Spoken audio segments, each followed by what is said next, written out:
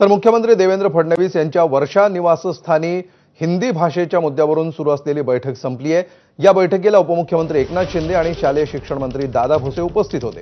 दरम्यान विद्यार्थ्यांच्या हिताचा निर्णय घेणार असल्याचं दादा भुसे यांनी म्हटलंय।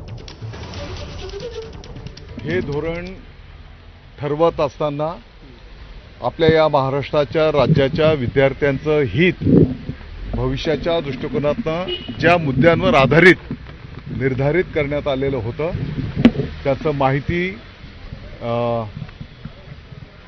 त्यांच्याकडे आम्ही नेऊन त्या ठिकाणी ठेवू आणि सर्व मांडणी त्यांच्यासमोर केली जाईल।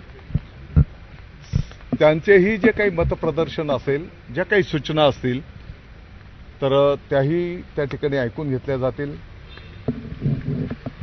आणि ह्या सर्वांचं मनोगत घेऊन माननीय मुख्यमंत्री महोदय, माननीय उपमुख्यमंत्री महोदयांच्याकडे